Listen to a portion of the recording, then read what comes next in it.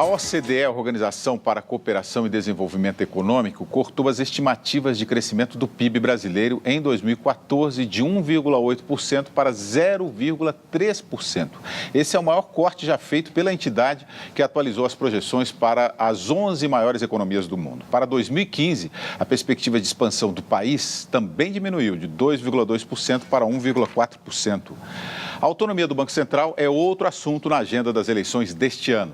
E uma ação judicial chamou atenção para a forma de agir da instituição. A reação do Banco Central às críticas na condução da política econômica gerou mal-estar no mercado. A instituição entrou com o processo na justiça contra o economista Alexandre Schwartzman, colunista do jornal Folha de São Paulo e comentarista do Jornal da Cultura.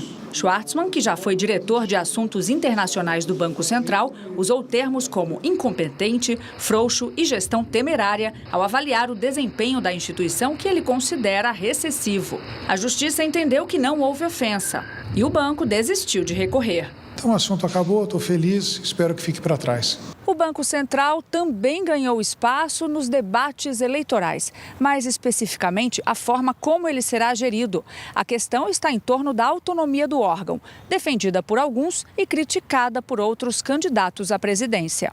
Para os defensores, a independência do Banco Central manteria a instituição mais preservada de pressões políticas, garantindo assim uma maior transparência. Existe um corpo muito grande de evidências, de estudos mostrando que bancos centrais independentes, autônomos na verdade, acabam obtendo resultados melhores do ponto de vista de inflação e do ponto de vista de estabilização do produto com taxa de juros mais baixa. Os críticos da autonomia argumentam que a condução da política monetária cabe ao governo.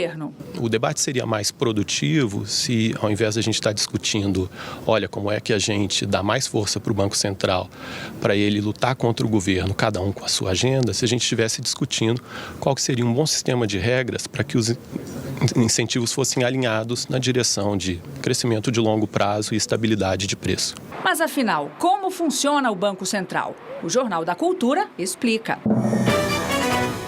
Criado em 1964, o Banco Central é responsável pela fixação da taxa de juros oficial, a Selic, e pela preservação do real, tanto no âmbito doméstico quanto em relação às demais moedas. A Presidência da República indica o presidente do Banco Central, que não tem mandato fixo. No mundo, diversos bancos centrais têm autonomia formal garantida por lei. Entre eles, o Federal Reserve nos Estados Unidos e os bancos da Inglaterra, do Japão e do México. Vila, o mercado consegue se autorregular ou precisa da interferência do governo?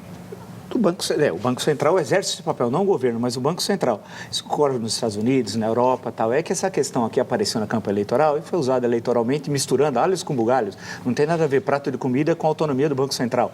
A grande questão que se coloca é que foi justamente em 64, no governo Castelo Branco, que foi criado o Banco Central, porque o Banco do Brasil também exercia o papel de autoridade monetária. Passou a ser feito, portanto, pelo Banco Central. Isso foi importante e tal. Agora, a questão, quando se fala em autonomia, não é autonomia para fazer o que quer. No interior, nos termos da lei. Precisa só regular. Eu sou favorável que haja uma indicação por parte do presidente da República, aprovado pelo Congresso Nacional, sabatinando devidamente o presidente, como nos grandes países, nas democracias representativas que realmente funcionam, e aí ele exerce sua função por um tempo determinado. Mas e a demissão?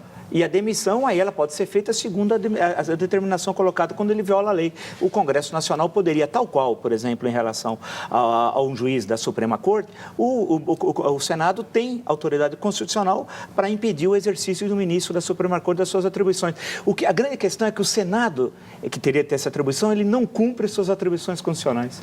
É isso?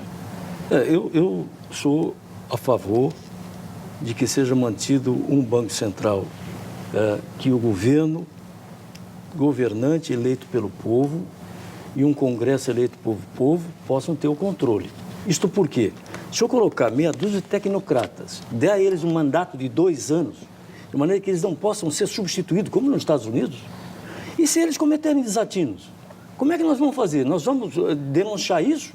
Como é que um governo formula a sua política se não tiver condições de ter ao seu lado um Banco Central que ele possa, com ele... Agora, tem que ser mantida a autonomia do Banco Central, eu não tenho dúvida nenhuma. Agora, a autonomia de governo, seja qual for o governo, seja desse, seja do Fernando Henrique, seja de quem for, Não pode ter. Não pode ter um corpo de técnicos formulando a política do Banco Central.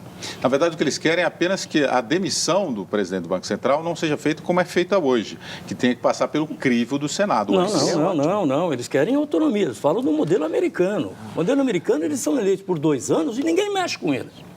Esse é o problema. Desde que eles cumpram as suas atribuições. Se eles ferem as atribuições, cabe ao Senado. O Senado faz o Quer dizer, o Senado é que tem... O Senado não exerce as funções. Eu vi o senador, o candidato senador José Serra, dizendo que é a favor de um Banco Central que não seja autônomo, porque senão se perde o controle.